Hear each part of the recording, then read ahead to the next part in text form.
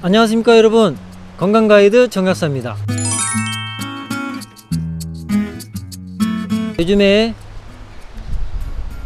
요즘이 아니죠, 예전부터 관심사항 다이어트. 왜 다이어트를 해야만 하는지에 대해서 사람들이 많이 모르고 있습니다. 왜 우리는 꼭 적정한 체중을 유지해야만 할까요?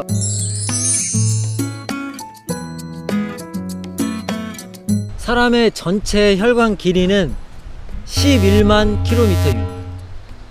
지구 두 바퀴 반을 돌 수 있는 길이의 혈관이 우리 몸에 있다는 것입니다.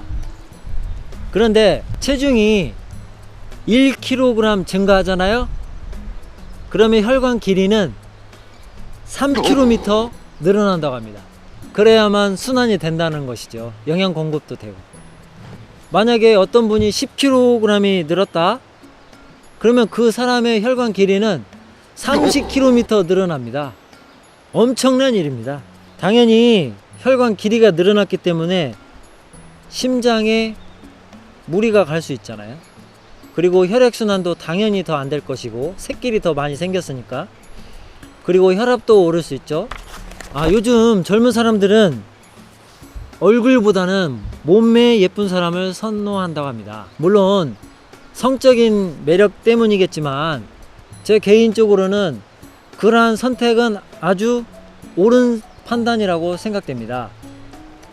왜냐하면 건강할수록 사람은 보기에 좋습니다. 여자뿐만 아니라 남자도 마찬가지입니다. 우리가 몸매라는 것을 성적인 것으로만 생각하기 때문에 부정적으로만 생각하는데요, 절대 그것이 아닙니다. 균형적인 몸매는 남자 여자 할 것 없이 신체가 그만큼 튼튼하다는 걸 말하고 있는 것입니다.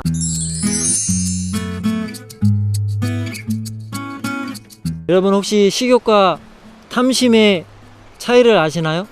식욕은 밥을 못 먹어서 배가 고픔을 느끼는 것을 말하는 것이고, 식탐은 배가 부른데도 자꾸 뭔가가 먹고 싶어지고 만족이 안 되는 것을 말합니다. 뇌가 만족하지 못해서 나타나는 정신적인 부분입니다. 영양소가 부족한 게 아니고요. 실제로 다이어트 처방약들은 우울증 약과 지방 태우는 약으로 구성되어 있습니다. 식탐을 줄일 수 있는 방법 중에 하나는 걷는 것을 통해서 식탐을 줄일 수 있습니다. 식후에 10분 정도만 천천히 사색하면서 걸으면 뇌의 컨디션이 바뀐다고 합니다. 걷는 것은 오장육부를 자극해서 정상적으로 작동하게 해주고, 특히 뇌의 연민 시스템에 작동해서 음식에 대한 집착력이 떨어진다고 합니다. 또 한 가지는 요즘에는 뇌를 만족시켜주는 건강기능식품들이 많이 나옵니다. 그런 제품을 사서 구입하시면 많은 도움을 받을 수 있습니다.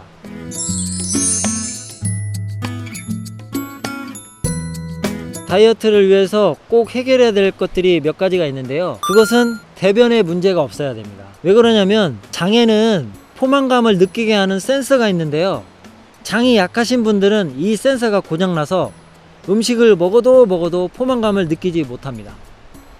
이 사실은 이미 비만한 분들은 이미 장에도 문제가 있다는 것을 말하는 것입니다. 생식을 하면 좋다는 것입니다. 어떤 실험을 했는데요, 돼지에게 생감자를 먹였는데 살이 찌지 않았다고 합니다. 하지만 찐감자를 먹였더니 살이 많이 쪘다고 합니다. 그만큼 생감자와 찐감자는 우리 몸에 들어가서 에너지화 됐느냐, 노폐물로 많이 쌓이느냐에 많은 영향을 미친다고 볼 수 있습니다. 또 한 가지 방법은 현미밥을 먹으면 한 공기를 다 먹기도 힘들어요. 저희 누나가 저하고 같이 밥을 먹는데 점심때 저한테 갑자기 그러더라고요. 야 국현아, 이 현미밥 보니까 밥맛이 뚝 떨어진다. 그게 우스갯소리 같지만 실제로 현미밥 보면은 그렇게 식욕이 좋았지는 않아요. 근데 흰밥을 윤기 가르는, 특히 햇반 같은 거 이런 거 하면은 참 몇 그릇이라도 먹을 수 있을 것 같아. 근데 양 이렇게 좀 누리끼리한 현미밥, 꽁보리밥 같은 거 그거 딱 보면은 그렇게 뭐 식욕이 땡기진 않아요. 그리고 실제로 먹어보면 한 그릇 먹기도 힘들어요. 당연히 살이 빠지겠죠. 그 다음에 또 한 가지 방법은 우리가 먹는 음식들은 좀 비건강적입니다. 그렇기 때문에 많은 노폐물들이 쌓여서 우리 몸이 붓고 살이 찌는데, 그런 거를 미연에 방지해 줄 수 있는 거, 효모라는 거를 사서 드시면은 훨씬 더 살이 덜 찔립니다. 또 한 가지는 오늘 정말 말씀드리고 싶은 키포인트 중에 2가지 남았는데요. 바로 저녁을 굶는 방법입니다. 저녁 한 끼 굶는 거는 가장 편하게 그리고 가장 건강하게 다이어트 하는 방법입니다.